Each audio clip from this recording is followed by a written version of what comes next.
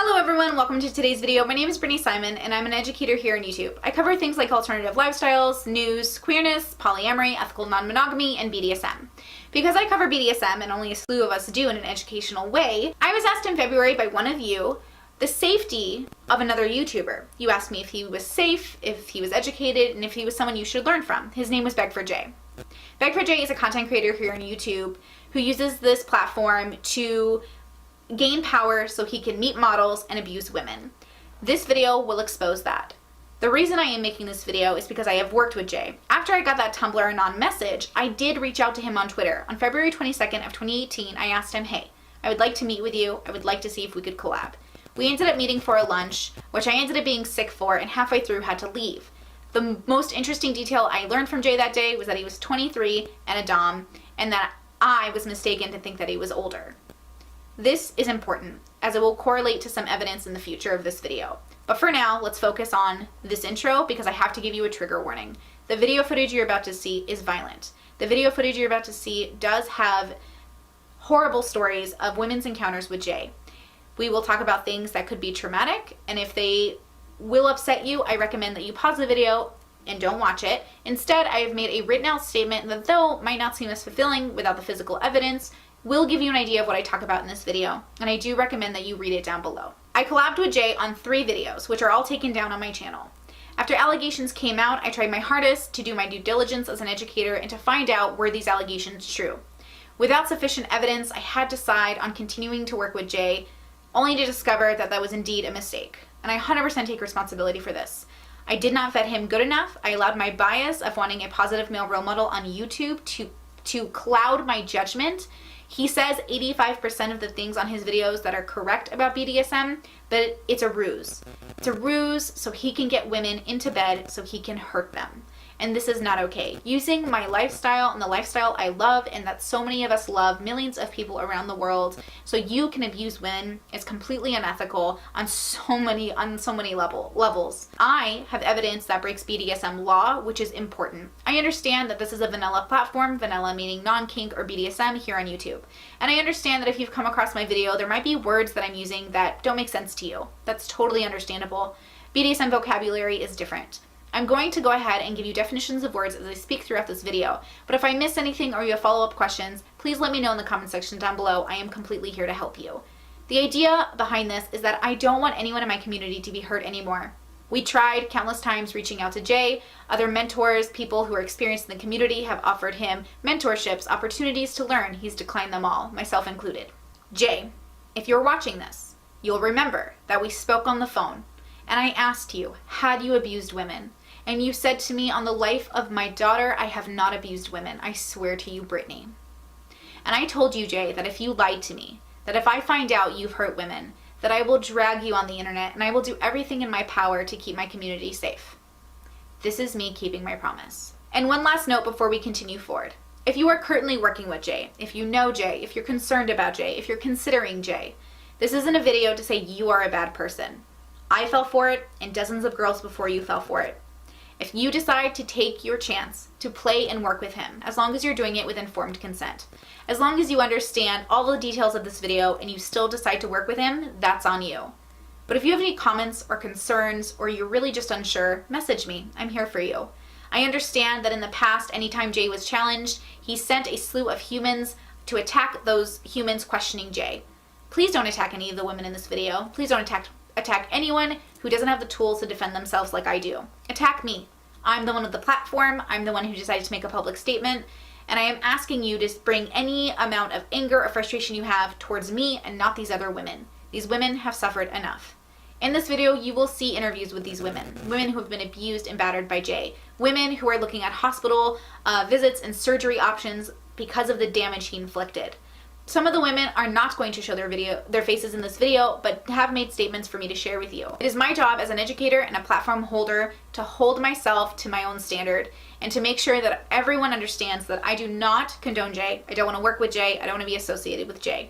I currently have one Instagram photo of us up, and this has a warning that he is a violent person. I also have comments all over his videos promoting his content. I'm going to try my hardest to delete all those comments. If I miss one, message me the video link and I will delete it. I do not want my name associated with Jay. I've already used my power to promote a horrible person, and I'm going to try my best to deplatform him or to make clear that he is unsafe to play with. He's already banned in local communities throughout the United States, BDSM-wise, and we want to continue doing this. This is a part of the protocol of the BDSM communities to expel anyone who could be a harm to our community. We take it very seriously. Safety is our #1 factor. I know that seems confusing for people who don't understand BDSM, but imagine it like this. You know when you watch the X Games or boxing, and those are two athletes who understand that their bodies might be shattered to pieces anytime someone throws a punch or someone goes down a ramp? That's what BDSM is like. It allows you community, consistency, rules, and rituals. It allows you to be determined and have goals, and it lifts you up and makes you a better person. I love BDSM. BDSM is a wonderful lifestyle, and some do live it casually, while others, like myself, live it 24/7. It's a part of my narrative as a human. And the last thing I want is someone using my lifestyle to hurt other people. So I hope this video clarifies who Jay is and why I think he's unsafe, and it allows you to make informed decisions on whether or not you want to associate or play with him. So on February 22nd, I did send that tweet out to Jay on his DMs, asking him for a collaboration or at least for lunch to see if he wanted to collab. We met for lunch, I got sick, I learned he was 23, I went home. We continued to text and tweet back and forth to one another, collaborating on ideas. We decided on sadism. During those few weeks between the time I had met him and the time when we would eventually film, I ended up finding a girl on the internet named Milkwebs. Her name is Lo. She is a sweet and knowledgeable human who I owe a lot to because she is one of his victims. A woman he claimed was his and a woman he so easily disregarded. When I decided to collab with Lo on my channel, links down below for clarification and transparency, I wasn't quite sure they were a couple yet, but I knew that they were connected. And I asked her, are you a thing? They were under negotiation at the time. By the time that Jay and I ended up physically collabing in our video, they were an item, which he was happy to announce in the video. She is his. That makes me so feel so much better. I even told Lola, who, if you guys know, I interviewed actually Lola just like 2 weeks ago or so about littles and BDSM, and now you guys you're doing the thing. You're doing the whole yeah, she's thing. mine. Yeah. Her interactions with Jay is important because she and I are friends. We became friends through this process. She and I would talk pretty frequently, and right before Jay and I were to film, she offered me a place in their podcast, which I declined. The podcast, though sounds lovely, is not something I wanted to be a part of because I had too many projects happening already. The podcast never ended up going anywhere because they eventually did break up, but that is for later in the story. For right now, let's focus on something that was said in the podcast. In the podcast, I talked about sadism, and Lo asked Jay, what does sadism mean to you? Jay didn't quite have an answer, so Lo gave him one. I think though, okay, so I think that as far as sadism and masochism goes, anytime that you are able to experience that in a long distance relationship, it's pretty unique. Because I think that is actually a really good picture of sadism, that it's like, because I think a thing with sadism that people think is just that like they just like to hurt people, but I think that's the big difference between people who are into pain play and sadists, is that it's not so much that you like to hurt people as much as you like to watch people hurt for you. And that's a difference, and I don't think that people see that very often. This answer is beautiful. It speaks to me. It's lovely and poetic. It's also familiar. In my video with Jay, that was taken after that recording, but not to my knowledge had been said, he said this about sadism and what it means to him. Let's just start with sadism. How would you describe your sadism, or what a sadist is, to a person who is not only outside of our community, but even inside of our community? Like, what makes your sadism unique to Jay? I think that my definitions on things are so simplistic that I really don't find a reason to make it so broad and like descriptive. Realistically, it's the enjoyment of someone hurting for you. I can't say inflicting pain because for instance, I have a couple long distance subs. Now, there's only so much pain I can personally inflict on them. So with that being said, it's more so just the gist of that person being harmed for you, and they know that it's the pleasure of that. This is important. This is a part of Jay's MO, something women had warned me of, but I didn't listen. He tends to take the words of others and play them off as his own. In this video recording with him and I actually bring up compatibility, and I talk about even though we're all BDSM and we might have the same interests, it doesn't mean we're compatible. The next day, he went and made that video on his channel without a shout out, taking it upon himself to make it appear like he had just created it out of thin air, but not as submissive. Because even though Jay talks about dominance in the way I want my dom to talk about dominance, it's his daddy domness and his other parts of what he needs, I can't provide. So we would be ill-matched in the DS aspect. And that is so important to recognize and be okay with. Because even though, like, I listen to him and I'm like, oh, fuck, like, this is good, it doesn't mean that we're well matched. And so when you're meeting people, when you're trying to find your dom, trying to find your submissive, trying to do these things, remember that even though it looks good on paper, it doesn't mean it's going to be good in person. So guys, I really didn't have a main topic that I was going to do a video on this week. And typically I have I have a list of ideas that I could definitely do topics on, but I feel like my videos are so in the moment and they're so just me ranting for the most part that it doesn't really work when it's a subject that I really prepared and planned for, because I just want it to kind of spill out. So I'm going to talk about something that kind of hit me that I want to have you guys understand, and that's compatibility. How do I find a partner? And I think the easiest way to find a partner is just like finding a boyfriend or a girlfriend. It's not easy. As YouTubers, we understand what that feels like, right? For someone to take an idea that we had and then to go make a video on it. Not giving you credit doesn't feel good. It didn't feel good. YouTuber to YouTuber didn't feel good. BDSM educator to BDSM educator felt worse. Now, Jay did say at one point to me that he didn't want to be known as an educator, just as a man living the lifestyle. That's an issue because he makes a lot of how-to videos. He makes a lot of instructional videos. He makes a lot of examples of how it looks videos. And the problem is that if you're not informed on the issues, you will give examples that are just not correct. And even though a lot of his content was basically okay, there were parts of it that were absolutely not okay. There's a difference between daddy dom and master? Huge difference. All right, check it out. I'm gonna make it short and sweet and as simple as possible. Master. A master basically controls your entire life. Don't get me wrong, there's limits when it comes to being with a master, but most slaves have such a small list of limits which allows them to be a complete slave. A daddy dom is when the whole, I guess you could say more of the limits, the nurturing, the caring, the outside of the bedroom type stuff comes into play. A lot of people mix that up. A master is somebody that's going to control your entire life and you literally live to serve them in any way that they want and they hardly give you anything back. That's it. Like, that's the reality of it. Interestingly enough, as the interview continued on, there were some red flags that also stood out. Things like him never bottoming, never having a strict mentor, never having someone who could teach him these things. Where did he learn them? This is also a red flag. In BDSM, you have to have quite the amount of years of experience before you can own titles, or at least you should. Some people will disagree on this, but for safety reasons, it's important to know what that title means and the responsibilities associated with it.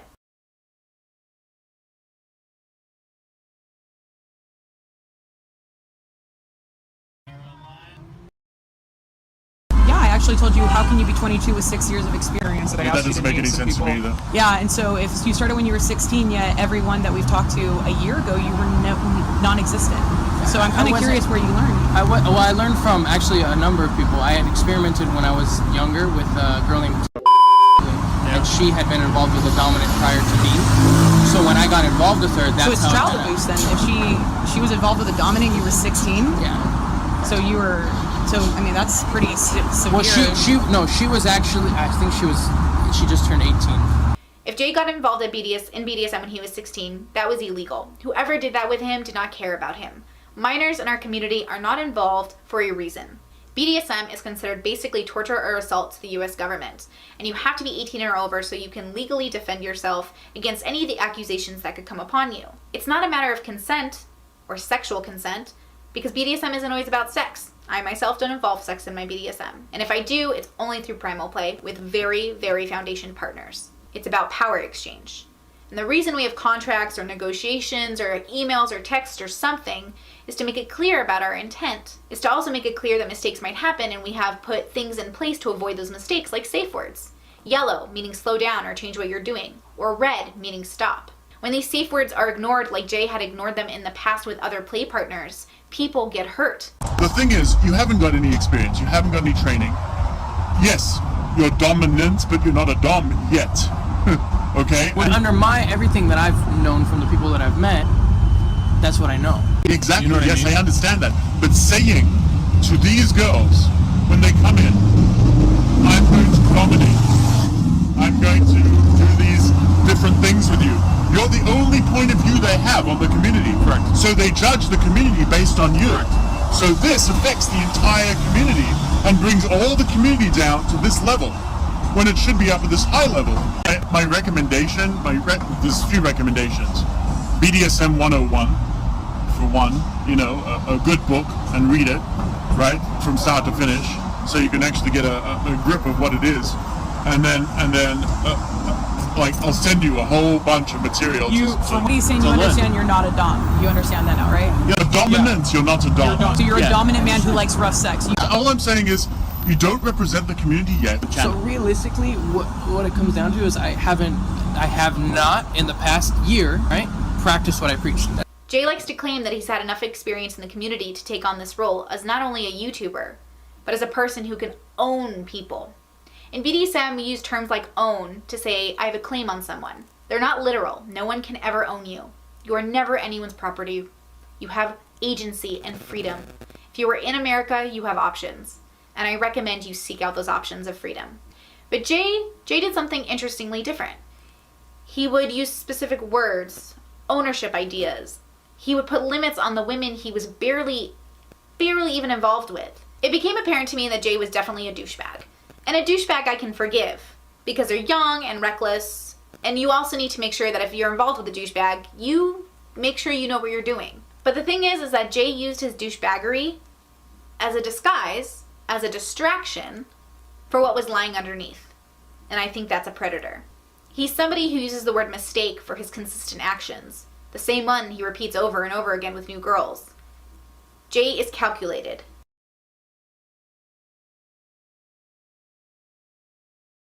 It was a combination of her repeatedly calling me dude and different things that we had discussed her not to call me. I can't remember every detail at the moment. So the punishment was because after he had told her that you can come to me whenever and ask me anything and I'll tell you if I'm cheating or if anything, I'll be open with you. He punished her and told her this is what you get for not listening and not trusting me. I don't recall that, but okay. It's okay. I can show you the screenshots, messages and stuff. Yeah. This is from her. This is telling you. This is a text message from him saying, "Next time, don't question Daddy." And da da da. I hope you can't sit for a week. Which I think is pretty normal after punishment. That doesn't really do. Bleeding is normal. Severe punishment under contract. You can bleed, and it's pretty fucking severe after 2 weeks of together. But I don't remember her bleeding for 2 weeks. She had sent me photos of just you being in a contract. Oh, for 2 weeks. Okay, I understand. For being so short into a DS, it's very unusual. It's like to build. Normally, it takes me about 3 months to build a slave to that level that can actually handle it. I would probably put her on timeout, knowing that she's 19 and frustrated and can't talks on phones or texts. I think that would be a more appropriate punishment. Which is calling my mistake, enough to text. right? Which I'm totally saying that. Hey, I made mistakes. I'm not saying Don't I didn't text. fuck up. I'm not saying that at all. You know. Don't text me for 4 days. That would be my punishment to her because she couldn't handle it. Which is why, like I told you, hey, I've made mistakes and there's things that I want to learn from you so I can benefit myself, right?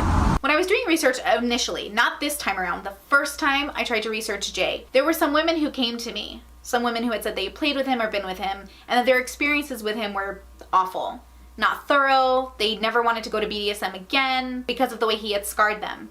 But deep down, they really wanted to relive the lifestyle. One of the women who came forward to talk to me was a woman named Bella, who had worked with Jay in the past. They were friends. Bella is now officially my mentee. I've taken her under my wing, and I am showing her the ropes of BDSM, quite literally, as she's a rope bottom. One of the things that became abundantly clear, though, was that there was some confusion as to her association with Jay and her association with me. Bella wants nothing to do with Jay and does not associate with Jay. I've made a formal statement that Bella has approved for me to share with you in regards to my status with Bella. Bella has worked with Jay in the past. She no longer works with him. She has not worked with him directly or made new content with him since she became my mentee. She's my mentee. I'm responsible in keeping her safe. She does not play with people I don't approve of, and while she's in my care, she will not do that. So Bella is mine. Please do not harass or berate her with comments. If you have any issues, you can come to me. I will handle it. But she has no association with Jay. If for whatever reason she chooses to associate with him again or chooses to play with people against my instruction, she will be let go from my mentorship. But it is my job, while she is my mentee, to keep her safe. And so I am asking you to respect her boundaries and leave her alone in this regard, and come to me with any questions or inquiries. The reason I bring up Bella right now in this part of the story is because we're going to jump into the stories of other women. He says it was a mistake, something he can learn from. But he didn't learn. He continued to abuse women, neglected them, teased them, led them on. Some women had interactions with him where he swore they were the only one, while he was continuously sleeping with other people. Jay justifies this in a text message to one of the girls he was involved with. Oddity and Things, Kylie, who's been wonderful and completely forthcoming, has this argument with him over text, reminding him that he had lied to women. And his justification, it wasn't a lie. I don't sleep with women at the same time. Sometimes it's a little while after. This is a manipulation tactic. This is a complete manipulation tactic. Plain English language and culture surrounding Southern California would imply that when a woman asks you, are you sleeping with anyone else, she doesn't literally mean at the same time. That's traditionally what we call a threesome. And if it had been at the same time, she would have been aware and not asked. Him trying to derail the conversation or trying to pretend like it's just him being a player is a manipulation tactic. And it's disappointing. There were many people who spoke to me about Jay, about his potential to be such a great dom. I'm not sure of that potential at all. I'm not even sure he could be redeemed. I'm open to it, as I am always open to redemption. But he has made it crystal clear that he is uninterested in becoming a better person. One of the things in the video that I want to make sure that I hit home with is that Jake continuously brings up his baby mama and his child being the most important thing in his life. In the interview with the master in the BDSM community and the other individuals who are there to witness, the master recommends that he pulls his stuff off of stop doing BDSM, pulls his stuff on the internet, recommends that he stops it all, because he should be a father first and not a BDSMer. His primary job and income doesn't even come from YouTube. It comes from an outside vanilla job where he makes, according to him, $10,000 a month.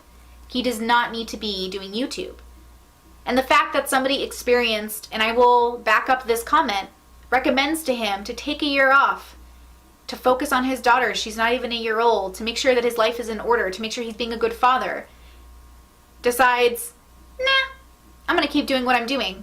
Even though the US government, and if somebody calls CPS, might end up taking my kid away because there's videos of me hitting women on the internet.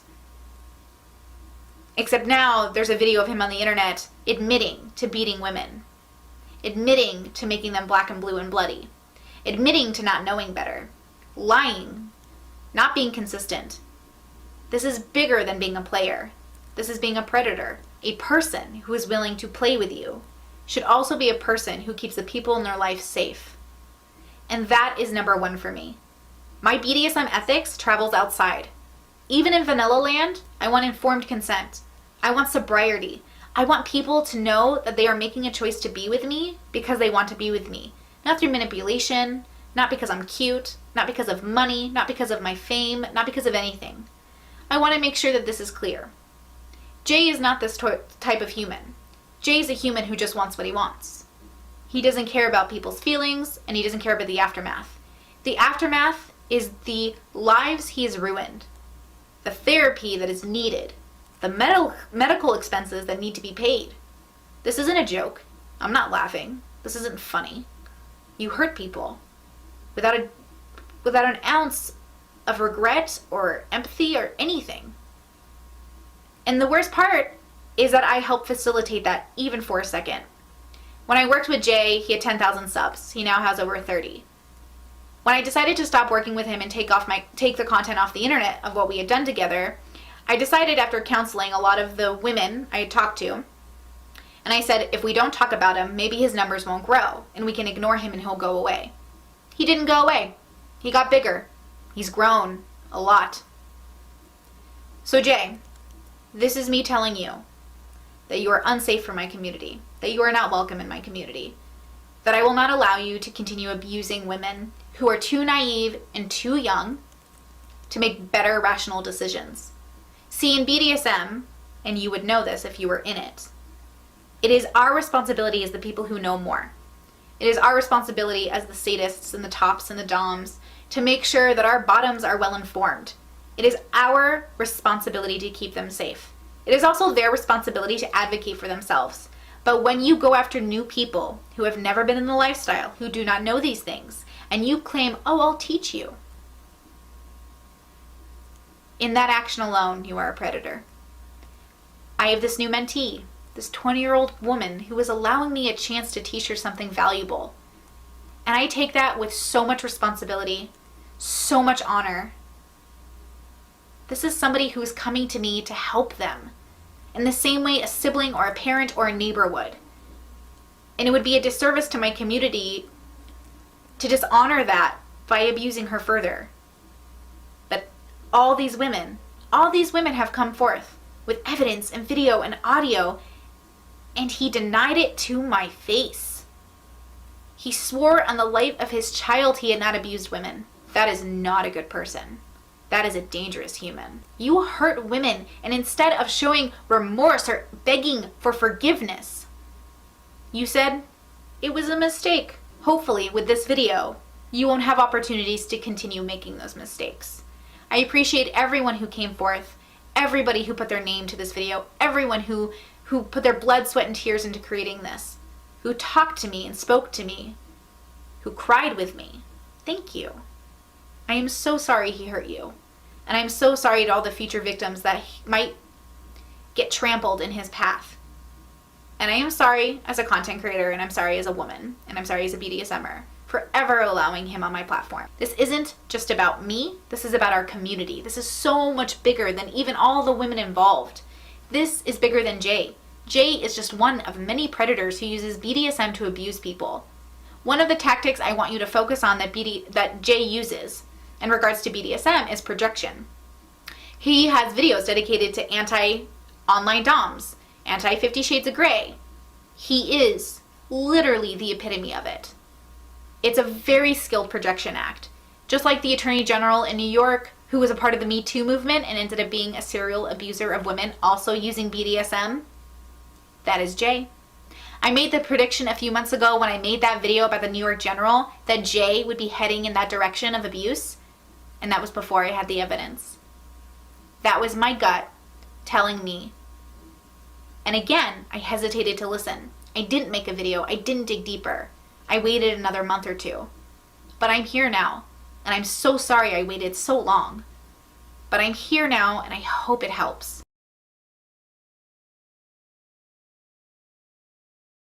I guess the way to start is to ask you who you are in relation to Jay, who are you as a content creator, and we can kind of move from there. Okay. In relation to Jay, I was his little, and yeah, I was his little. And as far as on the internet, I make YouTube videos, and I'm a sex worker, mostly centered around BDSM and DDLG. Perfect. And then I just want you to go ahead and feel free to tell us your story, and then we can kind of bounce off each other, because the way we met was through Jay. Well, actually, you know what? That's not technically true. The way I actually found Lo was because I was on Jay's channel and YouTube recommended your videos, and I asked you to work with me before I knew you were technically dating, because that's actually when I found out you were actually, well, I guess, I don't know if dating's the appropriate word, actually. Do you want to correct me on that? Is dating the appropriate word? Jay definitely would not have used the word dating. He said we were in a relationship, which, I mean, I guess that means because we weren't actively going on dates. I don't know where the, terminology stops and starts, but, okay. Yeah, so yeah, I don't know. We were in a relationship, and I was his little, and that is, I think, how both of us defined that. Okay, perfect. Well, do you want to go ahead and kind of start sort of your experience of it? I think it's, we started talking, we became friends because, well, I liked working with you a lot, and you were very knowledgeable about the community. You had been in it for many years, and to some extent, I was sort of even surprised a little bit that Jay and you had ended up fighting each other just because I found you to be a lot more knowledgeable. So maybe we can talk about that. How did it start? Right.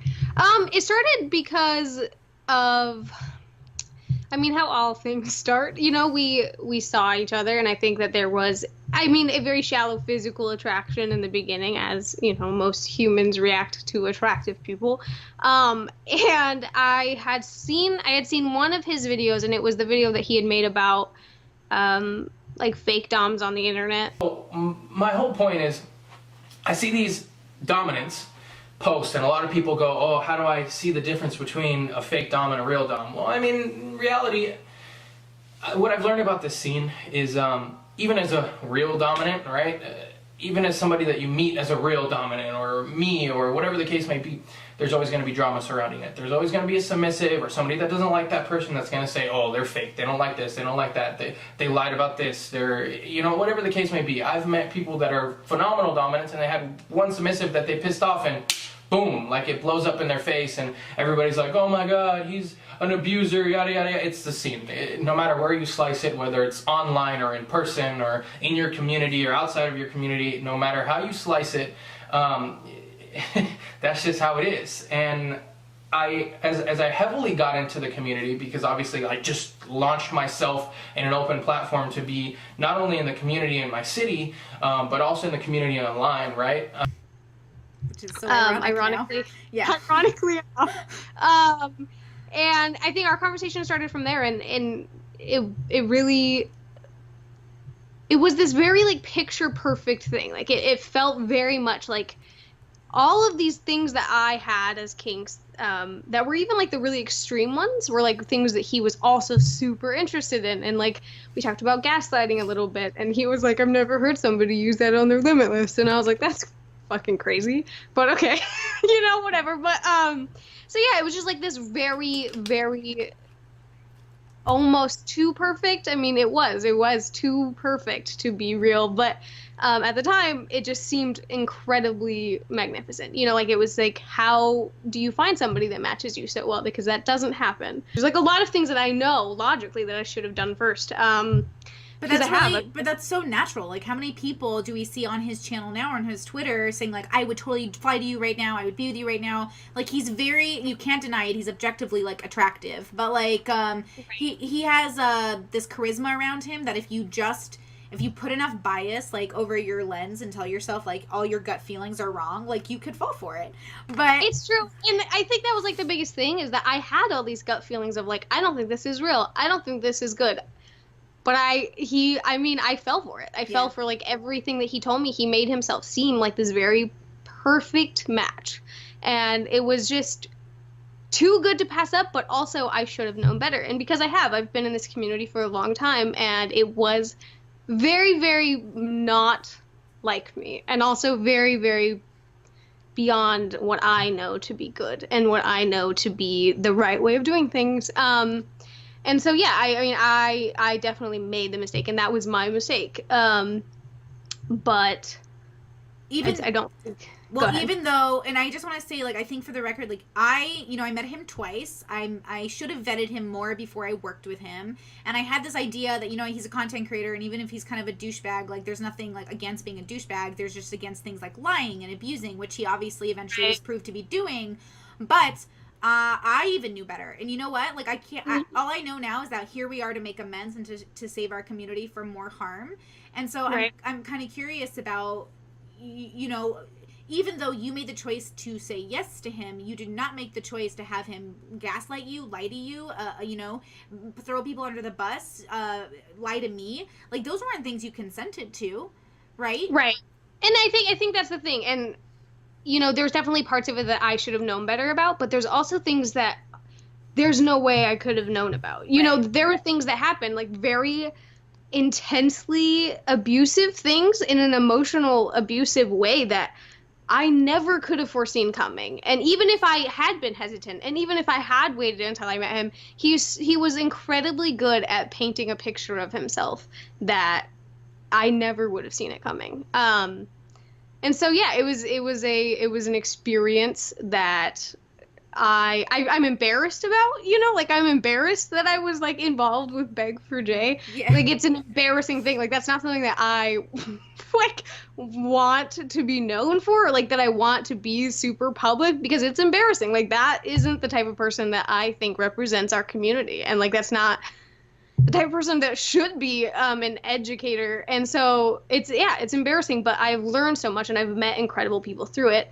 But the abuse, like there was abuse, and I know that like I've heard stories from other women, and like it's almost I feel grateful in a sense that we were at a distance, and that like this didn't turn into a physically abusive situation. But there is definitely like emotional things that really fucked me up, and really that I had to deal with, that I still have to deal with, and that like I get angry about, and I don't know, just things that are not okay in this community and never will be.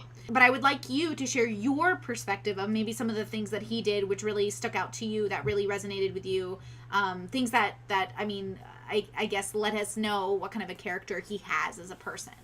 Right. Okay. With my time with Jay, it was always trying to get Jay to be the person that he told me he was, and that he convinced me that he was, rather, because in the beginning of our getting to know each other, he painted this picture that was like perfect, and it was all the things that every little has ever wanted to hear, such as there is no such thing as too needy, and I will always be available whenever, stuff like that. And then it was like as soon as I said yes, as soon as we, agreed to be in this relationship, it was like night and day. It was, days without being able to communicate with him. And that is so hard. That is so hard on a little, but is especially so hard on a little when their daddy or their dom tells them that won't happen.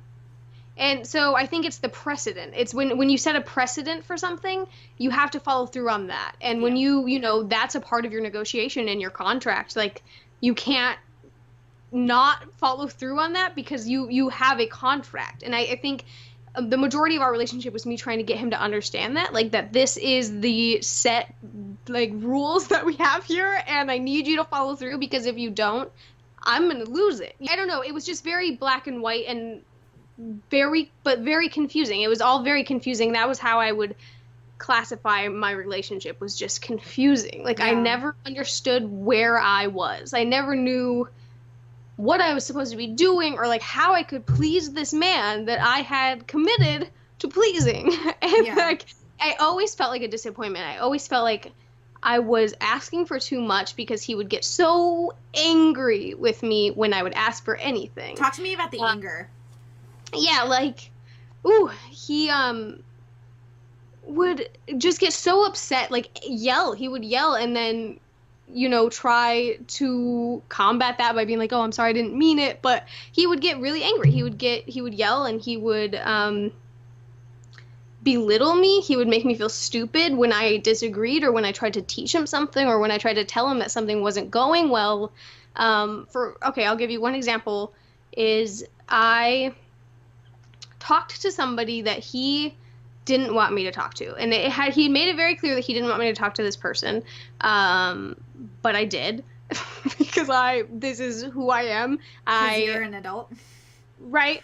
And he got so mad at me that he yelled at me and called me rude, and he like would call me names, and then told me that if that's how I wanted to behave, then he didn't need to talk to me. And he hung up on me, and then didn't talk to me for the rest of the day. And I don't know if you guys have relationships with a dom or a sub or in this lifestyle at all.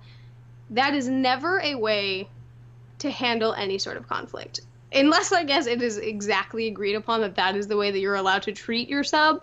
It is so harmful to call your sub mean things, yell at them, and then not talk to them or let them have any sort of resolution for the rest of the day. Like that, Can I ask? On me. The person that you weren't supposed to contact, was it one of somebody he had worked with or somebody he was associated with, or was it somebody in your private life?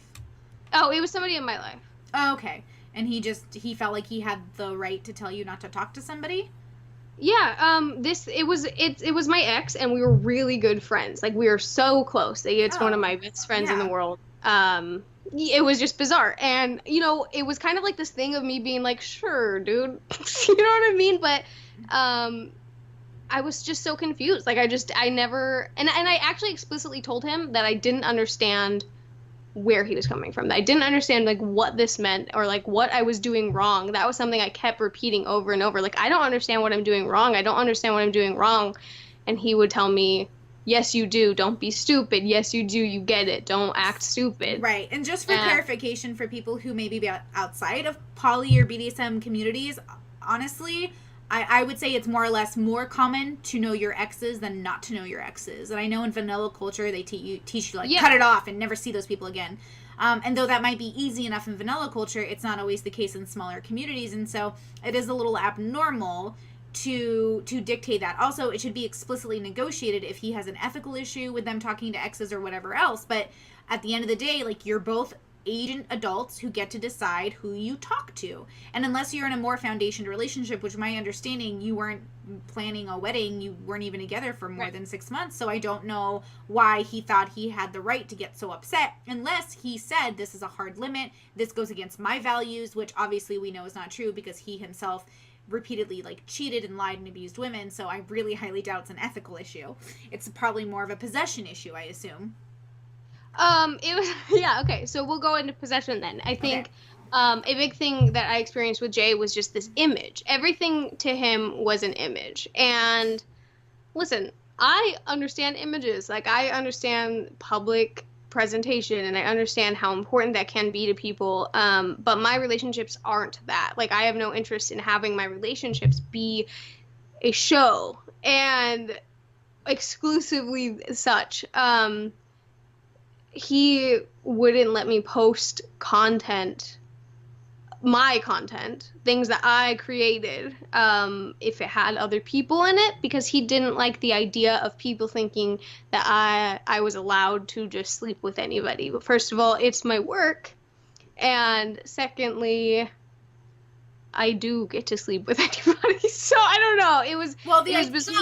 He did tell me explicitly. I go, oh, are you in low poly? And he goes, well, of course, she's a sex worker. And I'm like, I don't understand your statement, because obviously, like, if she sleeps with people for work, it's not really the same thing. Like, you can be monogamous and, like, not really, like, it doesn't, in my head, it doesn't count. But for him, he was like, yeah, of course we're poly, like, because of low, as if, like, okay, you weren't poly before, or at least open or sleeping around or whatever else. But I am curious on that somewhere. So please go ahead and expand upon it a little bit. Like, your rules you had in place, like why he thought he was allowed to tell you, like, not to have these photos, but he still understood you were poly. Like, I don't understand why he thought it was his right to tell you what to post for work or for your art or for your Twitter. Like, it's yours. You're not, like, how could somebody decide in the modern day that they get to dictate that realistically? Okay, so if I were to, like, break this down into trying to understand, like, the process behind it and why it was happening, I think it was because Jay wanted all of the control, or at least the illusion of all of the control, but didn't ever want to put in the work. He didn't ever want to put in the emotional part of it. He didn't ever want to give me anything. All that Jay wanted was to take everything from me. And that was his intention from the very beginning, was he just wanted what I could give him, and he wanted that as fast as possible. He just wanted me to give him every thing that I could give him. He wanted me to give him control of my work, which, like, listen, if I'm in a relationship and they want control of work, there are some, situations in which I am totally okay with that. And there are things that even with Jay, I was fine with him controlling as far as my work was concerned. So that wasn't ever the issue. My issue was entirely wrapped up in the fact that there was such a emotionally manipulative way of going about it, that he never explained the whys or hows of his decision making. He never explained to me what was going on. He never told me anything that I was doing good or bad. He never explained any part of our relationship to me except for the things that he needed from me. And that just doesn't work. Right. That is the entire making of an abusive person, is just somebody who only takes and is only willing to give. I mean, I don't know. I can't think of a single thing that Jay gave me. I can't think of a single thing in our relationship that was positive. And I mean, that's why it ended so quickly. It ended so quickly because I recognized that, and I tried for so long to end my relationship with Jay. I guess a week, about a week of me trying to get him on the phone so that I could end our relationship. And he refused to have a call with me. He refused to answer my phone calls. And I continued messaging him and telling him that we had to do it properly, that he had to give me the time to end our relationship properly. And, he just kept saying he was too busy and that he had so much going on and that he had shoots to do and he had just too much work. And I told him I would be willing to stay up, and he, would call at like 5 a.m. my time, and like that was his call, and I missed my chance. So I don't know. It was so deliberate and it was so perfect. He was so good at it. And Jay is nothing if not one of the greatest manipulators I have ever seen. So he's okay. I give him like a 6 out of 10, only because he fooled me for like a couple of months, and I'm really upset about it. Mostly because I'm upset because I put my community in danger by allowing a manipulator to take advantage of my want. My idea when I met Jay was like, oh my gosh, yes, male dom on the internet. His videos, for the most part, 85% of the content was like legit good advice. But then you dive a little deeper and you notice the exploitation, the fetishization of porn, the BDSM, and everything else. Not to mention his disregard for like sex workers' rights. We don't even need to get started there, but we can. But one of the things I want to point out is that when you were breaking up with Jay, like that phone conversation, the moment Lo and I were texting, because we're friends, and then she was like, hey, we're having the phone call, and I was like, congratulations, like it's a really important phone call to have. They're having the conversation. The moment he hung up with her, he called me so fast, and I was like really surprised, like, oh, they just had a breakup, why is he calling me? And the first thing he says is like, hey, I just want you to know, like, this is the situation. Lo and I broke up. And I was like, oh, I'm sorry to hear that. Tell me about it, I guess. And he was telling me, and he literally went on and on about how Lo was, he was trying to break up with her for a week, how she was emotionally clingy. And I'm sitting here like, are we talking about the same Lo? And he was telling me how he was in Mexico and he couldn't call her, and he never said he was gonna call her while he was in Mexico, which I highly doubt. And then, it was all these things where he just kept making it about Lo's mistakes. But for me, as a BDSM educator, as a person who understands the role of a dom or a top, the idea behind any adult relationship is that both parties should be responsible, but it is the responsibility of the dom or the top to think of these things, to be aware of these things. If you are really waiting to break up with somebody, you need to do that, and you need to do it in a way that is better and more ethical than a text message. Lo is not the only woman that I have spoken to who Jay broke up with over who wanted to break up over text message. Like, I know you and him had a conversation, but he has broken up with other submissives, collared slaves, over text message. And this is an issue. Like, this is not, even in vanilla land, it is not very mature to break up an intimate relationship over text message. I think he might have talked to you about this. Did he mention that he had any mentors, or did he anything like that? He alluded to having one, and when I talked to him at the end of our relationship, asked if he would get one, and he said yes. but I don't think he has. Okay. But one more thing about that, I think. Oh, okay. So just to finish that really quick, I believe that the mistake that I made was being quick to jump into something, but I want to stress a lot. I want to stress this, that the fact that I got out of that, the fact that I got out of manipulation and gaslighting and emotional abuse and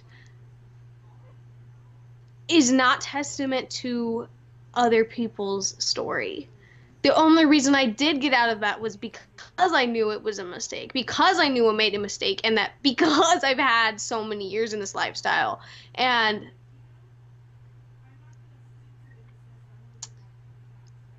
my number one piece of advice about all of this is to listen to these other women's stories, to like listen and hear it, because my story in comparison is nothing.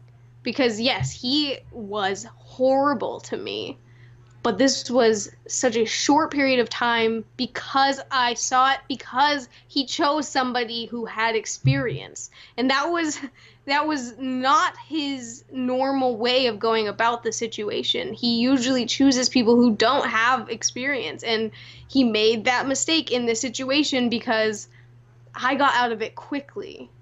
And these other women did not have that experience, and I want to make sure that everybody hears their story, because their story is so important, and it is so vital to understanding the man that Jay is and how harmful he is for this community, and how in all reality he is not a part of this community. This is not his life. This is not his lifestyle, and this is not his world. He is using our world to break us, to ruin lives, and that is cruel to me. The next story I want to share with you is from Madison. Madison is a content creator and model. Madison lives in a different state than Jay, and so the interactions between them were a combination of long distance and him flying out to see her. Madison has provided a statement for me to share with you. I recommend that you read the whole statement linked down below. When I first met Jay, it wasn't what I expected. I think I came into it believing he'd be a dominant in every aspect, including when we weren't shooting. I was pleasantly surprised. We had great conversation, laughed, and talked about our children. Then we started the shoot. Things went amazing. I had never had someone check on me so many times. I felt safe. We did little space together. I had never done little space with another person before. He fed me juice and snacks. When the camera was turned off, he held me, cuddled me, pet me. We turned on a cartoon and he snuggled me on the couch for ages. I felt so good. The next day, I told him that I knew I was new to all of this, but I felt something when we were together. I asked him if it was just me being naive or if it was mutual. I didn't want to be inappropriate if it was just a part of the business. He told me that I had a boyfriend, so we couldn't go anywhere with it, of course, but that it was definitely mutual. He felt a connection too. We continued to chat and flirt, and when I came home with several contributing factors unrelated to Jay, I was ready to end my relationship, and I started to make moves to prepare myself for that. I want to pause and just focus on this point right here. Jay has a great habit of getting to know girls in small details just enough so he knows how to manipulate and move around them. He chooses girls who aren't always in a great position to start relationships, or girls who are in an emotional state of vulnerability where he can take advantage of them. Jay, as an educator or BDSMer, should know it is unethical to be intimate or play with people without their partners consenting to the interaction. If he knew she had a boyfriend, then by BDSM law alone, he should never have engaged with her in any form of play. I would like to remind everyone watching that this is a red flag. It is unorthodox to start a relationship or any power exchange within a few weeks of knowing a person. There is such a thing as pickup play, but this is usually with experienced or knowledgeable BDSMers, not with completely new people who have no idea how to negotiate for their safety. Every scene you do, every single interaction with a BDSM power exchange needs to be thoroughly negotiated, not something that you have as a casual conversation while sitting on a couch after a photo shoot. You actually need written documentation or some sort of proof that a negotiation occurred. This allows us to keep people in our community safe. It allows references to be had. Jay should never have played with her in any aspect until she was encouraged to look for his references or talk to his former play partners. But Jay continued the relationship in intimate talk without ever intending to be with her or explain to her the rules. Further down the statement, she says, "When he booked a flight to my city, he told me it was to work with models here, but it was also to see me. We continued to flirt nearly every day. He was always busy, so it was here and there versus a long, drawn-out conversation. But it was always mutual. I made sure to never once call him daddy, and I called him sir once. I never once let it on that I believed we would be in a relationship or that I was in love or that I believed he was my dom, but I did make it clear that I liked him and was attracted to him and looked forward to seeing him again. We never exchanged nude photos, simply flirtatious texts. About a week prior to him coming, I told my boyfriend I was done. My relationship ended, and I told Jay that it had finally happened. He seemed incredibly surprised. That was when he started to act differently, texted me back less frequently and less flirty. It was almost like he preferred me with a boyfriend than without. We discussed plans on seeing each other, so I kept trying to find out a date he wanted to do that. I would text once a day explaining that I was modeling. I schedule shoots 2 weeks in advance sometimes, and that I needed to know when he wanted to spend some time together, so I would make sure I was free. He wouldn't answer. Finally, 2 days before his trip, he gave me an answer. I believe it was for Wednesday. I can't remember. After weeks of texting and flirting, I got a cold and calloused answer regarding what date and time he was available. Something didn't seem right, but I didn't press because I assumed he was busy. Madison goes on to explain that Jay was seen flirting with other models online. She reached out. Things kind of blew up from there. She cried that night, worried. What did she do? What went wrong?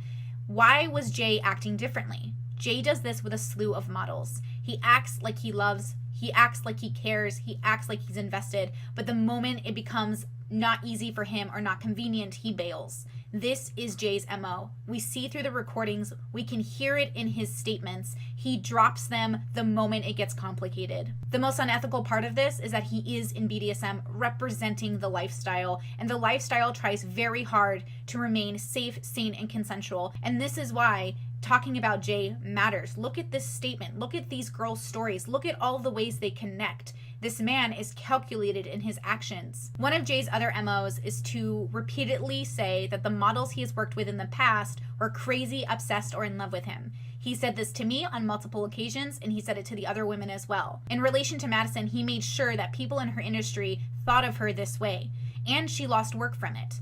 Because of Jay, a model lost work. Madison's mental health took a turn for the worst. But after doing some research and digging, she found other girls whose stories matched hers. And then she found me. And after we began talking, it became clear that he had once again victimized another woman, and this one wasn't even in his own state. He's traveling. He's moving. After some of the controversy settled, Madison was able to repair her relationship, and she's in a much better place. Not every girl will have this opportunity, but I can hope through this video that they will. Let's move on to the other stories of the women Jay has affected. Hello everyone, welcome to this video where I am Brittany Simon interviewing Sabrina and Danny. And we are going to talk about Beg for Jay, who is a content creator here on YouTube.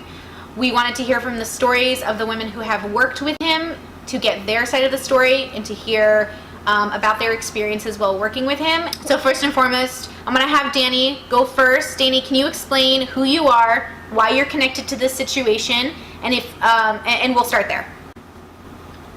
So I'm Danny. I'm a model and a professional Harley Quinn impersonator, and I met Jay last year through another model, and I asked her if he was safe to work with, and at the time she felt that he was safe enough to work with, and so I looked into his work. I saw that he did a lot of BDSM stuff, and I am personally in the BDSM world. I wouldn't say that I'm super educated at all, but I had DOMs, and I've been a sub for a little while, and so I wanted to show that side of my life to my following or my fans or whatever you want to call them. Mm-hmm.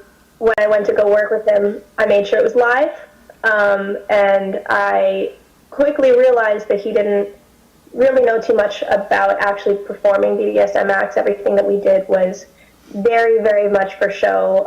Even the spanking was done wrong and couldn't even turn my butt red, so we had to edit red in to my butt. But I quickly learned that he was not real as a dom, and that it was for show. So that is how I kind of entered in, but I continued to work with him for showing the BDSM look in photo shoots. So when you were involved with him, for what span of time was that? Do you recall exactly how long you were working with him? It was about 2 months until I started meeting all the other girls.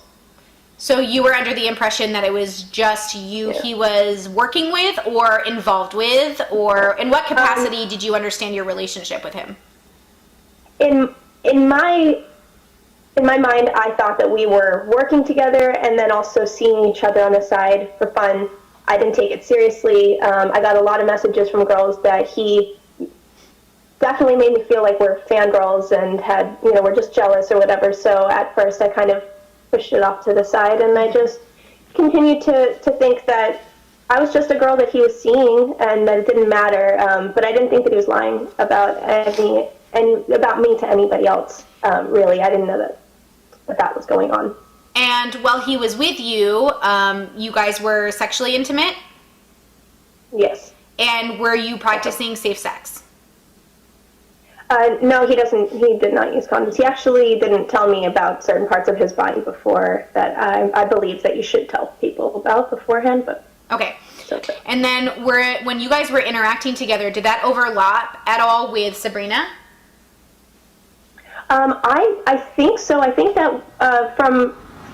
Sabrina, correct me if I'm wrong, but I believe that when I started working with him, or when I first started shooting with him, was about the end of their relationship, I believe. Okay. Yeah, it was the last 2 months. It was the last 2 months of our relationship. Okay, so let's go ahead and thank you, Danny. We're gonna ask Sabrina similar questions and then kind of bounce off one another. So Sabrina, can you explain who you are and your relation to Jay and kind of some of those situations? So I was 19 when I met him. We were going to shoot. He actually asked me if I would model. I reached out because I wanted to do a photo shoot with him, but I didn't actually intend on modeling. I wanted to do like makeup or scenes or props or something, because I didn't know that it was a one-man show. I thought he had a crew. Idiot, I guess. But well, no. I mean, there's a reason to assume that some people work alone or with crews, but like, you know. So yeah, he mentioned me modeling instead, and so I went for it. I said, okay, cool. And at the time, I'd only had one dom before that. I was not very experienced, and I told him that right off the bat. And we shot. It was cool. It was fun, and he was really flirty, which I found kind of unprofessional, and so was a little distant from that. But he just kept pushing. He kept pushing the flirt. So we shot a second time, and that shoot was specifically to be DDLG, which, as far as I'd seen, he hadn't done anything like that before. Oh, okay. Nothing very Lolita-ish. So that all started after me. Okay. And he was very late because he was sleeping with another model. Okay. And later on, I came to find that this model she reached out and warned me. Once she saw that we started seeing each other regularly after that, she reached out and warned me, and I started to talk to her, and I started confronting him about things, and he would become really upset and punish me for it. And the gaslighting, all the gaslighting after that. And I knew that was wrong. I saw all the red flags, and I didn't just ignore them, I brought them up. And for every time that I would confront him on these issues, it was a fight. He never tried to step back and say, maybe I'm doing this wrong, or can we discuss different things, or am I crossing any kind of boundary? He was never checking out for me. He was never... And like I said, I'd only had one dom before that, but I knew at least that well. So how long were you guys interacting with each other? How long were you? 6 months. 6 months. And then were you were having sex? With him. And was it safe sex? No, never. So no condoms He said ever? he didn't believe in condoms. He didn't believe in condoms. I had asked if he had tests, and he did, but he didn't offer me any proof. Okay. And when I had asked for proof, he was very upset with me. I was punished for that. Okay. We're going to take a pause because there's someone at the front door. So you weren't practicing safe sex. He didn't believe in condoms. At any point, did he disclose any STI status had changed? Never. Okay. And when you were confronting him about the other women he was sleeping with, what were some of the excuses he would use for not being fully honest with you in that regard, right? Because was he upfront about there were other women, or how did he kind of? When I would ask him or tell him that I believed that he was sleeping with other women, he'd become really, really angry with me, and it was the gaslighting all over again. He made me feel crazy. He made me feel guilty for ever doubting him and not trusting him, and that was an issue ongoing throughout our entire relationship, was the fact that I did not trust him. Okay. And if I was to be a good girl, I needed to trust everything he did and said. Now, when you guys entered into what would have been known as your BDSM dynamic, was there a contract? Not a contract, no. Not a contract. Just verbal agreements. And what were those like? Like, what became abundantly clear to you? Like, did he talk to you about, I guess I'm a little confused on, so you would ask him a question and then he would beat you for asking certain questions. Like, what made him...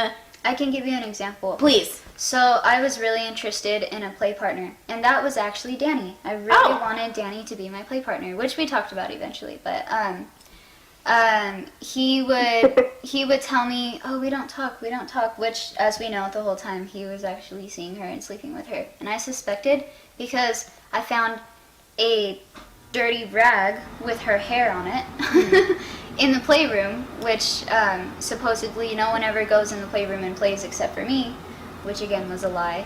And I didn't mind the idea of him seeing other girls. I wanted honesty. Yes. And I wanted testing, and none of which he wanted to give. So there was a time where I just wouldn't relent. I said, I know you're playing with her. I just want you to be honest, and if you're both okay with it, I would like to join at some point too, because I wanted her to be my play partner. And for that, he became really angry, and I was punished for that too. But I still don't understand why you don't keep him. Why do you throw? It's very, very much in the lifestyle. I have three. Yeah, I could have 10 lovers, 15 lovers, 20. It's not disrespectful to the community. Most of them never wanted to be that way with me. Did he explain to you his logic? Like, why in his head did he think it was appropriate to punish you for asking, well, really anything? For not trusting him. For not trusting him. For not believing him. For accusing him of lying. Okay. So I will talk about that and other statements about like the efficacy of BDSM and asking questions and inquiring questions. But in no study in the last 8 years of BDSM that I have held has it been appropriate for a non-slave new relationship under 5 years to build a relationship where you can't question the authority, considering that these are questions that anyone in a partnership should be asking. And I think that's my biggest concern, is that you are not the only woman who has asked him very basic, vanilla questions and then been punished through BDSM as a means, as a tool for abuse to silence your voices. And that's my biggest concern. And I wonder, Danny, when you were involved with him, did you have a formal BDSM relationship? Any contract, anything written out? No. Okay. So I did not want a Dom at the time. I had no interest in having a Dom. I just wanted to see him, for fun on the side. And I did ask him multiple times to bring other girls in. I saw Sabrina. I actually really liked Kylie, and that she was the one that I went and hung out with her because I really liked her and I wanted to see her. And every time I brought up bringing another girl on board, I would message him multiple girls. I'd send him porn stars that I knew that I wanted to shoot with. I was trying very hard to get another girl involved. To the community, most of them never wanted to be that way with me. And he always was just like, no, I don't want to do that. I just want it to be you. If it's going to be you, it needs to be special and just you because you're better or whatever. Like he would, just blow up my ego and try to make it seem like I just don't want another girl to take my mind off of you. Okay. And now I know that it was because he was telling the other girls that he didn't see me at all and that he didn't like me or he didn't respect me. So. And this is an MO he's done with all the girls that I've spoken to, where he's made every single one think that he was only with them. And that is a huge issue for me because in open relationships or in BDSM or in poly or in anything where you're not strictly genuinely monogamous, this is just called lying, and even within those relationships that would be considered lying. The idea of open and honest and ethical non-monogamy is that you would make sure everyone is consenting to being in that relationship and everyone is aware of everyone in the relationship, or you've negotiated not to be aware but you're still aware that your partner is seeing somebody possibly. And it sounds like Jay made it sound like he was never involved with other people, but he really was. And we still don't know why he continuously kept you guys separate. Okay, so you've got all these girls, and the MO seems to be bring them in, shoot them, push them away. They want you, they come back, they have sex with you. You tell them that they're the only one in the world, and it's only all them. They want to experiment with BDSM. You experiment a little bit. It's only been 2 girls though. 2? I've got like out of all those girls, there's only 2 that I've actually engaged in a full conversation about BDSM, aside from just questions off the top, like if they ask me a Which question. two? Sabrina. Okay. But every other girl on that list, aside from that's her name. And for 6 years, you never heard that spitting on someone's assault. No, that, of course. So these women that you don't have a contract with, you feel it's okay? I don't spit on every girl that I've spit on like 1 or 2 girls.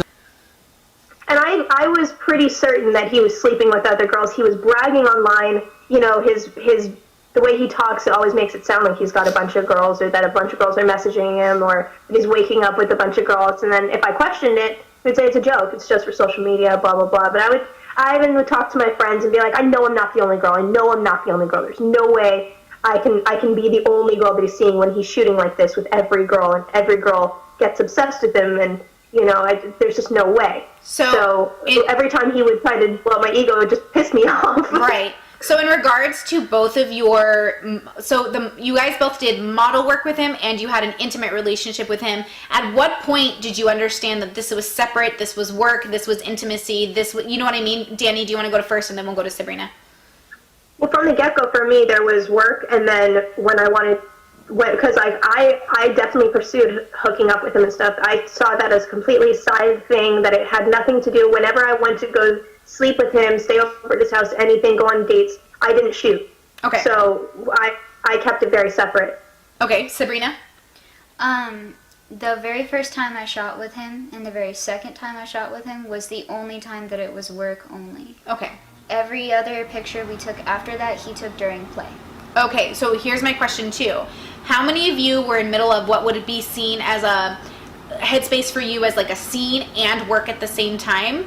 And did those things ever overlap? Which, Sabrina, it sounds like it did with you. You want to start first? Yes, I have photos. I'll give them to you. You can share them. Okay. Of times when it was like, okay. Yes. Did you want to share any of that right now? A story or anything? It was example? consensual. It was completely consensual, so I don't feel it's all too necessary. Okay. Except that it's unprofessional. Right. So my biggest concern with Jay is that there seems to be this overlap of when we're playing and when we're filming. And the reason you want to make sure that you're paying attention to what you're doing as like the top or dom is because your bottom is experiencing a lot of sub drop. They're experiencing adrenaline rushes. They're experiencing physical torment to their body. And at the same time, you're maybe putting that pressure of them to look quote unquote beautiful or attractive or whatever else for vanilla consumption. The problem with Jay's work is that it is primarily for vanilla consumption. And that is an issue. And it's especially an issue as a BDSM educator because for me, like, I do not film my scenes because I know how much focus I need to have on my bottoms. And if I do want pictures of my scenes, we negotiate previously and we explain when we're putting in the camera, because there is something very special about BDSM when you go deep. There's something very, very important that happens, and it really is an extreme toll on your body and your mind.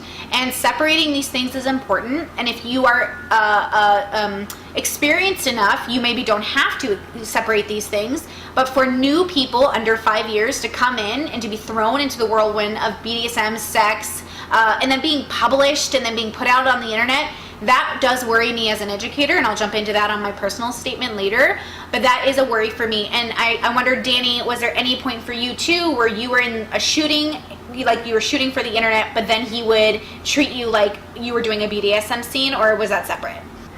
Well, just literally the first time that we slept together, we had shot earlier in the day, and then we went on to hang out. I think we went out to eat or something like that, and then we slept together for the first time. That's when I had already noticed that he wasn't doing very BDSM-y things during our shoots, but sleeping with him made me realize that he didn't know anything real. I mean, it was the most vanilla sex I've ever had in my life, ever. So I was never in the middle of shooting with him, and then he started punishing me or anything, because with me, my impression until I met these other girls that he had actually physically hurt, my impression was that he was weak as fuck. My worry about Jay, my biggest worry, is that it all is just kind of like a fetishized, pornographized, like, version of BDSM, which is fine. Like, no one's, as a sex worker and as somebody who promotes sex work, like, in no way, shape, or form are we saying that sex work is negative. We're saying that people who use sex work to push agendas, claim they're doing authentic BDSM, will end up being the people who will hurt people in this community, who will hurt the models they work with, because the models will have a tendency on, Jay's models will be young. I don't think anyone's been over 25 or 23 that I know of. I'm almost 26. Okay, so the oldest one. Okay, so I haven't. So yeah, most I think of them. I am the oldest one. Oh no, he's the oldest one. Okay, so there have been variations of ages, and all of them. I mean, some of them as young as like 18, 19, and that 16, that breaks 17. My soul a lot. So okay, so there is a possible minor involved. Definitely. Okay, I was aware of a possible. Not even. I was aware of a person who was a minor, but I have not been contacted by this person. Is anyone going to be able? I have no idea who that is. Okay, so Danny, maybe you can talk to me after we're not on camera, and you can give me their contact info, and I can try to get them to make a statement. I honestly, I don't have her contact info because she's gone. Oh, she's that one. She was attacked, but okay. Is the little kitten the one who was like, yeah. Okay. She was 17. Okay, I did hear about somebody. There are a couple of girls that have worked with Jay that have like completely disappeared, and I'm not sure what that means. I'm not sure if they just went into safety or to therapy or to anything, but there is a clear MO with Jay, and we just want to get everyone's stories out on video or on paper so we can kind of share that. A lot of the issue too with these girls that disappear or seem to disappear is the fact that all of us have gotten their Instagrams deleted, and they didn't want to recreate their Instagrams, or they went and made new Instagrams with different names and didn't post any BDSM stuff because they obviously got deleted over the Jay stuff. So they got deleted because they had him on their Instagram? Yeah, because they were shooting with him and their pictures were getting reported with with their work with him, and then their whole Instagrams get taken down. One of the things I want to make completely clear is that the way that Jay has conducted himself as a person on the internet has been a how-to educator. Even though he constantly says I'm not an educator, he has made it abundantly clear with his how-to videos that he has every intention of teaching people how to do BDSM and versions of BDSM that he himself does not even practice, and that is something that we will talk about later in the video because I have proof for that, where he admits he does not exactly practice what he preaches because he makes mistakes, and we're going to talk about those mistakes. And I wondered if either of you ladies wanted to talk about some of the ways that he would interact with you, which was obviously abusive, but he would blame it on making a mistake or being BDSM, or you had to listen because he was in charge. Who wants to go first? I have so many examples. Danny, did you have any examples you wanted to keep in mind while Sabrina tells her story? Okay, so Sabrina, tell a story, and then we'll go to Danny's story so we can hear some first-hand accounts. Okay, I have many, but I have a permanent injury from one of them. And it's really personal and it's really embarrassing, but I think it's very important. I was practicing kitten play with him. This was something that I really wanted to do, and he said he'd never done it before, but that he'd be happy to try that with me. And part of which I wanted to wear a butt plug with a tail on it. And so we were searching together, and I found one I wanted that had a really, really small size, and I was digging deep, asking questions. Everyone was telling me start small and then you can work your way up until you're comfortable using the actual body part. And he insisted he didn't want to do it that way. He wanted to just go straight in. And I really didn't feel that that was safe, and I was nervous, and I told him, I expressed to him very clearly that I didn't think we needed to do it that way, but Daddy knows best and you need to listen to Daddy. And so, of course, he went ahead and it hurt so bad, and I bled a lot, and I still bleed to this day, and it's been over a year. And I'm seeing a doctor about it, and I need to potentially get surgery for it, and it's just a mess. It's awful and painful, a pain that I experience physically every single day. And when I had mentioned this to him, as I was discovering that this isn't just a little bruise that needs to heal from playtime, it's an actual injury, he was happy. He was glad that I had a permanent injury, and he told me that means that you will never forget me. And were you able to contact him after that point to... After that, I never wanted any You contact never mentioned with him it again. Okay. Danny, did you want to share a story? Like I said, my interactions with him before were very. I assumed that he was actually really vanilla because of a lot of the stuff that he did. But he did try to scare. I guess try to scare a lot of these girls into thinking that he was a gang member. And he did bring me around people that he claimed were his his leaders in his gang. He had me sit in the back of his car while I had to watch him discuss gang stuff, and I had to hide and be scared, and he just tried to instill fear in me about his lifestyle, but I did not experience the physical abuse, mainly because all of the stuff that we did BDSM related, I did on live camera. Okay. I did for my Instagram, so he didn't have the opportunity to do that with me. My fear is, with all of the research that I've been doing about Jay, is that he is the kind of human that has no remorse when it comes to using other humans for his benefit in a way that is really, really abusive. Not just, oh, she kind of fell for my half-ass pyramid scheme, but that he literally cannot feel empathy or sympathy. He has no interest in feeling that for these women or these people that he interacts with. And my worry is that he is going to keep getting away with hurting people because no one's holding him accountable. And what we're trying to do through all of these videos and sharing our statements is to make it clear that regardless of how you feel about BDSM, he has broken our safety protocol and our lifestyle, which we put in place through tradition, through many, many years of communities building in the United States to keep our participants safe, sane, and we're making sure everyone is consenting. So for BDSM, I don't just ask that people have consent, I ask that they have informed consent, which means if Jay, who has collared people within 2 weeks of knowing them, which is completely unorthodox, it's not a rule, but it's unorthodox for a reason. It's considered highly unusual and very possibly a red flag or dangerous. He has collared 19-year-olds within 2 weeks of knowing them, which is completely ridiculous. And my fear is that he's going to keep continuously doing this and convincing new girls and new girls after new girls that everyone else who's worked with him is crazy, which, by the way, is a red flag. So an example of what I want to tell you ladies is like, if you go to the BDSM dungeon and you ask for someone's references, if they do not give you references, that is a red flag that you should not play with them. In the same way, I want you to treat Jay the same way. So if you are currently working with him, or if you've worked with him and you're not sure, or if you're thinking about working with him, hold him up to that standard. Ask for at least 6 to 8 references, considering he's worked with so many models, and make sure that they are models he is no longer working with, as well as models he is currently working with.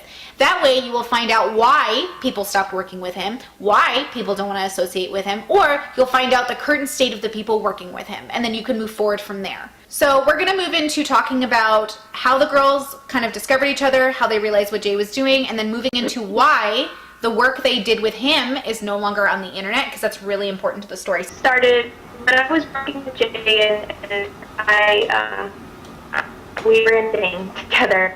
At that point, I was signing at WonderCon, and Sabrina actually came up to my table that day when I was at WonderCon, and we took pictures together, and I sent it to him. He never answered me about that, by the way. So I met Sabrina, and I really loved her, and I also met, and I really loved her as well, which is another former model of Jay's. Okay. And we really liked each other. We just ended up being friends on social media for a minute. We would message each other. But I really, really wanted to hang out with Kylie, and I got invited to go to the circus, so I invited Kylie, Oddities and Things, to come meet me there, and that was our first time ever hanging out. And while we were hanging out, through our conversation, she quickly realized that what I was saying didn't match up with what Jay was talking about me, saying that I didn't know anything about Harley Quinn and that he had never really hung out with me outside of shooting, and she got mad and she asked me if we'd been sleeping together, and I don't lie about those things, and I didn't know that it was a secret. So I told her yes, and she was upset, and things started coming out. She started telling me all the things that he said and all the lies, and we started matching up dates of when we both had seen him, when we both had shot with him, and things like that. And then I believe Kylie got into contact with who was his current sub at the time. But I didn't like that he was doing all these videos. He had never done any video before like that. It was never that dirty. It was never that hardcore. It was all very placed, a hand on the throat or holding the gag. There was never anything that was too overboard, too pornographic. And then it just got more and more. So Kylie convinced me that I needed to stop, and I needed to actually talk to her myself, and that we needed to actually figure out what was really going on. And so me and Kylie got pretty much as many girls together as we could. I think, Sabrina, you were one of the first people to come over to my house with Kylie and then we got came in, who was really more of she wasn't a victim of his, but she kind of was our mother of the whole thing. She helped us figure out all of the bad things that he was doing, because she had been so experienced in BDSM, and a lot of us really weren't, and we're very, very young. We're all under 25. None of us really know too much about the BDSM community or BDSM world. As much as we'd love to say that we do, we don't. So she really helped us understand what was going wrong in the situation, and helped us come together as a group of women rather than a group of girls that were mad at each other over a boy. And so we all got together, and then he started working with me. Or we found out that he was going to work with me. Contacted him. And, we found out about a lot of the allegations, and he wanted to put it all together. So then we all made our statements. We all came together to try to make our statements and create a group. So that's how we kind of all came together and decided that this couldn't continue on anymore, and our work shouldn't be up anymore with Jay. We can't be promoting him. We can't promote his name anymore. I have some following, so I didn't want that people to be seeing me shooting with him and then go try to work with him. So I took down any work with him. And personally, I made a t-shirt, "Don't Beg, They Obey," as my little kick at him, to try to have a little bit of a fight against Jay at the time, because it was really all I could think of doing. Now, did you guys contact Jay and talk to him and say, hey, like, you're doing these things, or was it so apparent that he was just not going to pay attention? Kylie did. Okay, Kylie so one did girl on multiple occasions. Okay. Kylie, yeah. So did posted on his page, and I made my shirts, and I had messaged him, calling him out about lying about, and I did not personally send allegations at him going, you did this to this girl and this to this girl. I just called him out for lying to me about whether he was even seeing or not. Right. And then he didn't want to talk to me anymore after that anyways, so, and he didn't want to plan to shoot with me anymore after that, neither did I. So from there, I was just talking to all the girls. I didn't want to talk to him. Oh, so you guys contacted a master in the community. The master in the community tried to reach out and help. Is that why your work is no longer on the internet with Jay also? Absolutely. Yeah. Made it apparent to Jay that if he was to go forward with any kind of work with him, that he was to delete everything and just start over completely. He said no social media for you in regards to BDSM at all whatsoever until you train under me. And at first Jay was I guess he was willing to try to cooperate to get into what's called the that's now program that Jay wanted to be a part of. And so he deleted everything of ours on his computer as well as on all of his social media, which we found out there were pictures of us on social media that we did not consent to on Tumblr. Yeah. And that's why all of our work is gone completely, although I do have it still personally on my own phone. Okay. And I want you to share that. That way everybody knows. Yeah, I've known Danny has hers as well. And then after that, he told he did not want to be trained or mentored by anyone, and so forget it. I don't want you. Okay. I don't want to help you. I don't want to help reform you in any way if you're not going to be willing to learn. Okay. Danny? Also, I want to add a huge reason why a lot of our stuff is no longer on his social media is because we've had him deleted so many times. I mean, he has made over 10 accounts, and every time Instagram has fully deleted him, he hasn't been able to get it back, and he just recreates another account. Mm-hmm. So he gets all this new work with all these new girls, and he doesn't need to put his old stuff up anymore, you know? And he knows that we would... That's a great point. This isn't... I think one of the reasons I wanted to get heavily involved with this is because I myself promoted Jay after one of you reached out to me and said, hey, is he a safe person? And I met him physically twice. We talked on the phone plenty, and then we texted a bit, and it became apparent that he was not experienced. I made the mistake of assuming he was just some young douchey dom that really kind of messed up on occasion with young, inexperienced girls. But after recently, I heard stories about literal physical abuse that landed people to have to look at surgery options, the beating of a 19-year-old newly collared within 2 weeks sub that left her bleeding, a different person. These things are not just mistakes. They're you have to pay for even the mistakes you've made, but he repeatedly does the same mistake. So at that point, it's not a mistake, right? It's a deliberate choice. It's a malicious choice. And so we need to, as adults in this industry, in this lifestyle, because you have to be an adult to be in BDSM, have to understand that it's our job to stand up against predators who will use our community to abuse people, that this isn't something that is coming from a place of, you know, irrational concepts about what you should be doing. I, myself, Brittany Simon, am willing to make a public statement that I do not see him as a positive influence in our community. I see him as a danger in my community. I would not allow him at my dungeon. He is banned from places like Seattle. He is banned from places in LA. He will continue to be banned as his reputation precedes him because he himself is making decisions every time he interacts with a new person or a model and tricks them into allowing him to beat them. He is breaking BDSM law and protocol. That is not okay. Regardless of how you feel, it is objectively not okay. And so we will proceed forward with this kind of a statement to say, look, we couldn't get you through Instagram. You wouldn't listen. We've tried. I myself offered Jay a formal mentorship from a submissive's perspective because I realized he did not know how to treat a submissive. And I told him, as a submissive, I will show you. And he, as a reply, said, I don't want you to turn me into your dream dom. Which I then replied, do you have a pussy? And he was like, well, no. And I was like, great, you will never be my ideal dom. And that is because my dream dom is a woman, because I'm gay.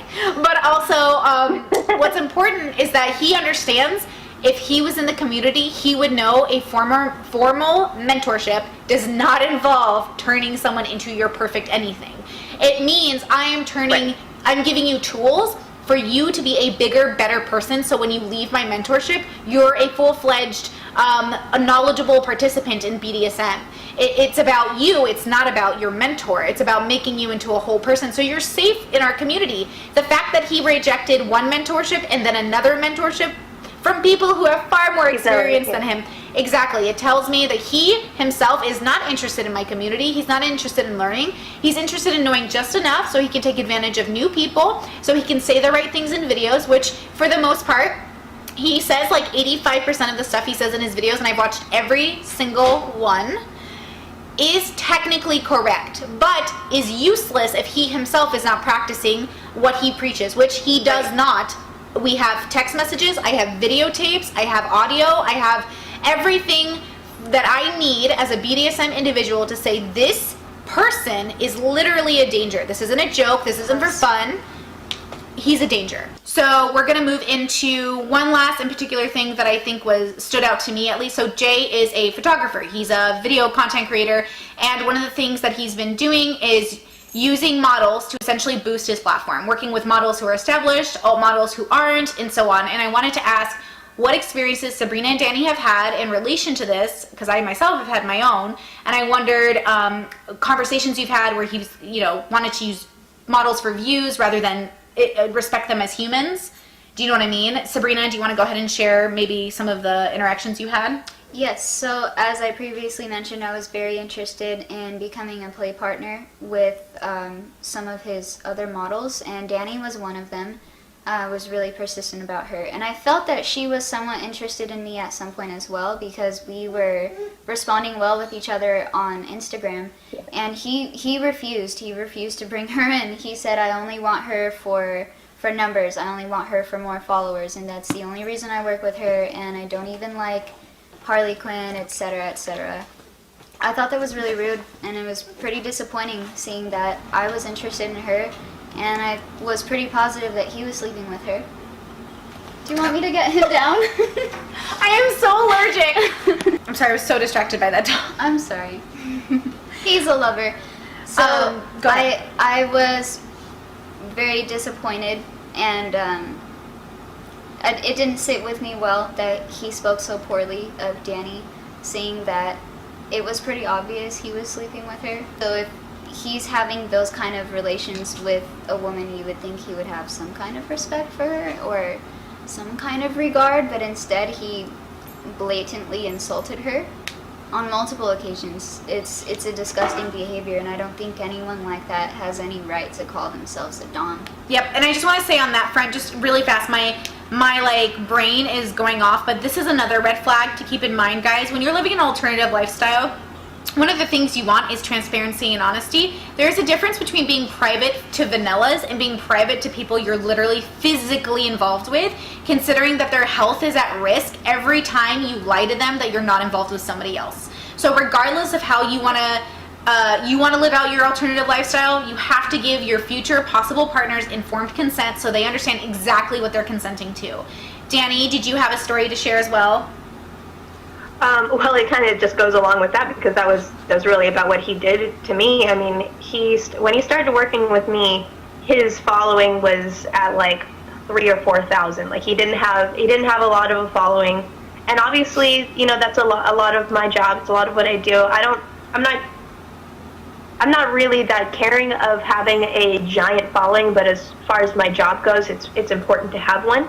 So it's become a part of my job to grow a following. And Harley Quinn is literally my entire heart and soul. I mean, it's everything that I do. And he wanted to work with me because of my Harley Quinn and because of my popularity with Harley Quinn. Obviously, every time we shot, he wanted it to have to do with that. He asked me to bring my Harley stuff. When I was at WonderCon, when I met Sabrina, he would send me messages all day, ask me to send him very specific Harley Quinn, you know, videos, and said that I needed to show up at his house later dressed as Harley. I actually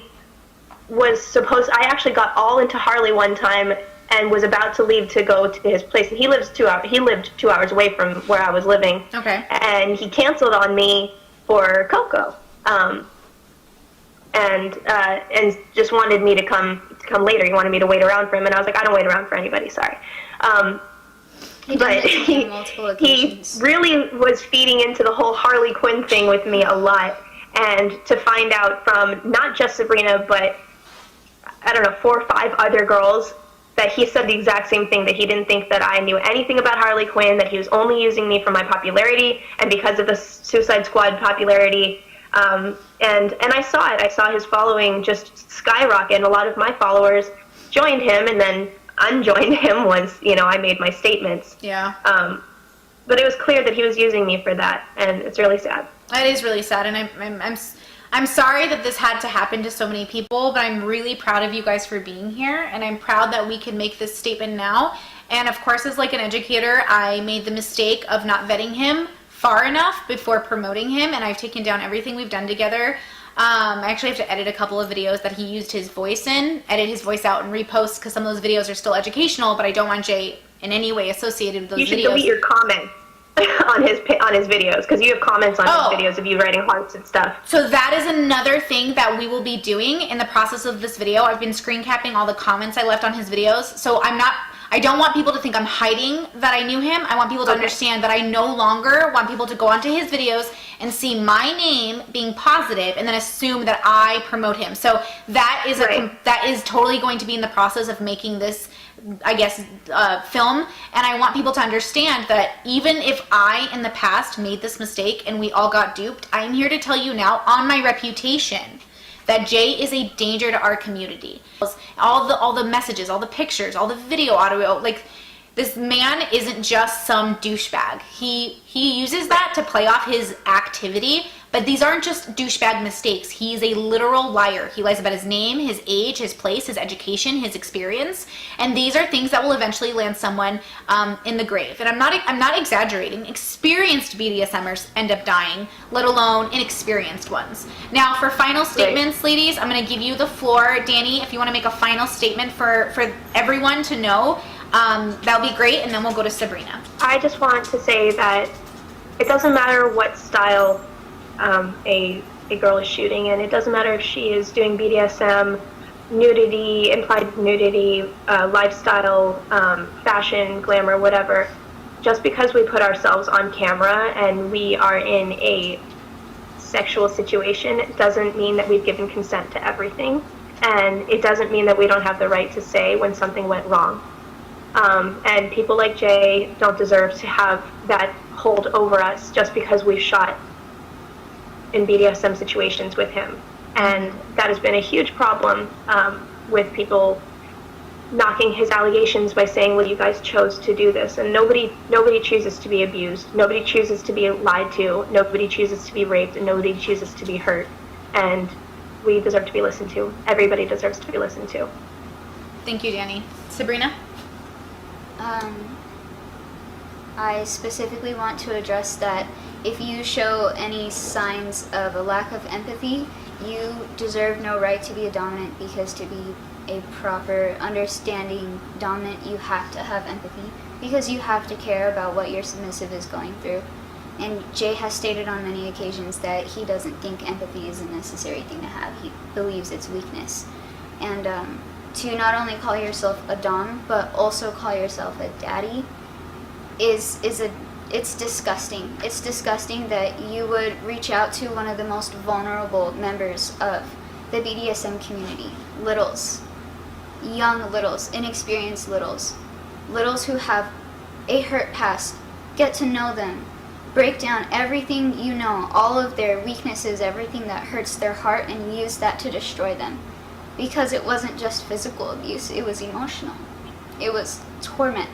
It was taking everything he could about a person and using it to destroy them and break them down entirely, and being proud of it and bragging about it and boasting about it. And that's narcissistic, and it's disgusting.